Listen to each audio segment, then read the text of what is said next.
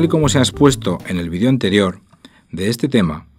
y en un contexto de uso académico de las bases de datos, lo que suele ser relevante es el acceso al y el uso del contenido de la base de datos. En relación con ello, entra en juego otro derecho de autor, que es el denominado derecho sui generis sobre las bases de datos, derecho que se reconoce al fabricante de la base de datos independientemente de que la base tenga o no la consideración de obra a los efectos de la Ley de Propiedad Intelectual. En efecto, este derecho está destinado a proteger el contenido que integra una base de datos en tanto que contenido de esa base de datos, y ello por razón de la inversión sustancial, evaluada cualitativa o cuantitativamente, que realiza su fabricante, ya sea de medios financieros, empleo de tiempo, esfuerzo, energía u otros de similar naturaleza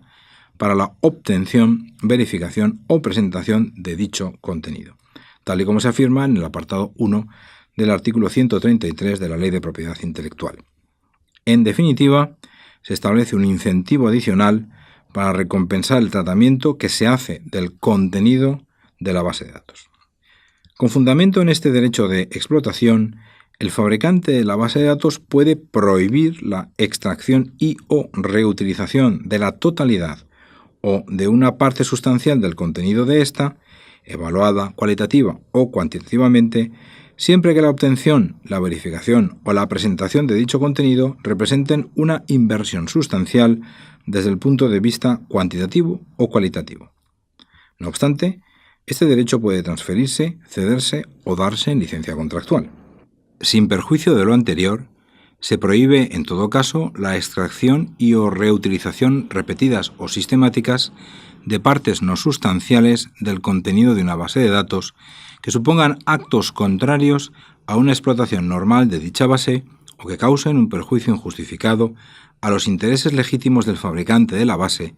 conforme a lo establecido en el apartado 2 del mencionado artículo 133 de la Ley de Propiedad Intelectual. Es decir, se trata de evitar el parasitismo sobre las bases de datos. El apartado 1 del artículo 136 de la Ley de Propiedad Intelectual fija la duración de este derecho en 15 años a contar desde el momento en que se dé por concluido el proceso de fabricación de la base de datos, plazo que finalizará después del 1 de enero del siguiente año a la fecha en que haya terminado dicho proceso. Ahora bien, respecto del usuario legítimo de la base de datos, han de tenerse en cuenta las siguientes normas. De una parte,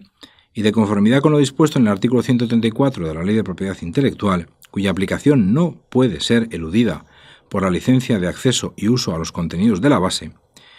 el fabricante no podrá impedir al usuario legítimo de la totalidad o de una parte de dicha base extraer y o reutilizar partes no sustanciales de su contenido, evaluadas de forma cuantitativa o cualitativa, y ello con independencia del fin a que se destine,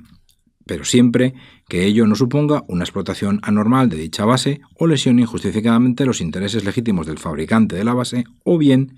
siempre que ello no perjudique a los titulares de derechos de autor sobre las obras o prestaciones contenidas en dicha base.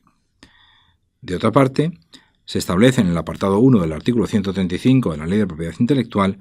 que el usuario legítimo de una base de datos, además y sin necesidad de autorización por parte del fabricante,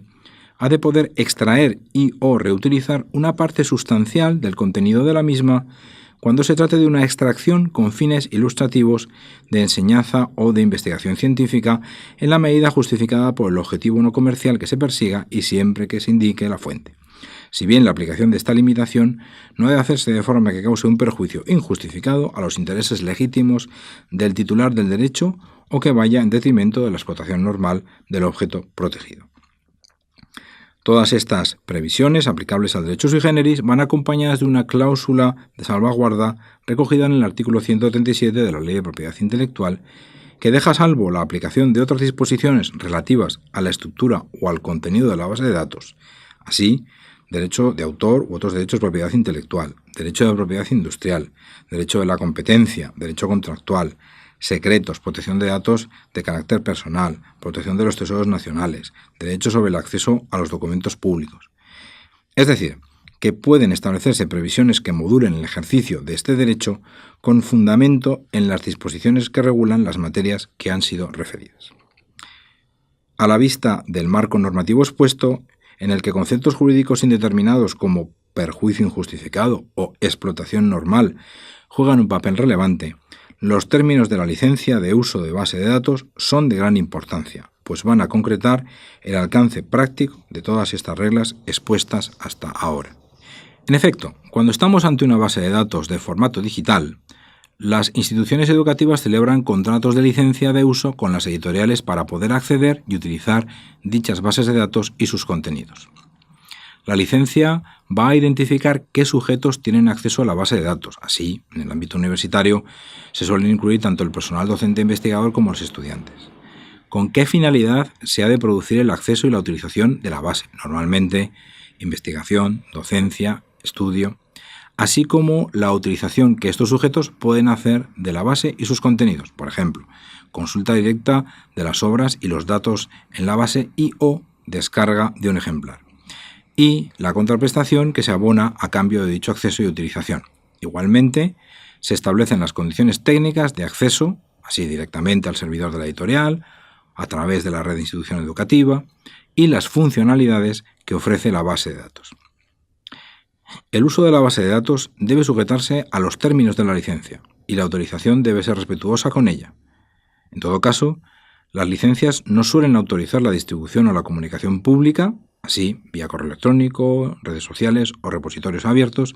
de su contenido a sujetos que no integren la comunidad de la institución educativa. Tampoco suelen autorizar la transformación de las obras que integran su contenido. Sin perjuicio de lo anterior, dicha licencia debe, a su vez, respetar las normas que hemos expuesto anteriormente y si la licencia contiene alguna cláusula que fuese contraria a dichas normas, sería nula y se tendría por no puesta al contravenir derecho imperativo. Como regla general, son las bibliotecas de las instituciones educativas las encargadas de la gestión de las licencias de las bases de datos suscritas. En caso de duda, es conveniente dirigirse a su personal para conocer los términos de una determinada licencia. En todo caso, si se quiere utilizar un contenido de una base de datos a través del campus digital de la institución educativa para actividades docentes, una buena práctica es no facilitar copia digital del material accesible a través de la base de datos, sino el enlace a la base y los datos del contenido al que los estudiantes han de acceder. Esta práctica suele ser más respetuosa con las licencias y, sobre todo, fomenta el uso de estas herramientas entre los estudiantes y permite que estos aprendan a utilizarlas. A modo de conclusión, las bases de datos son herramientas muy útiles en el entorno académico, pero debemos conocer los términos de las licencias para realizar una utilización correcta de las bases de datos y sus contenidos. Muchas gracias por su atención.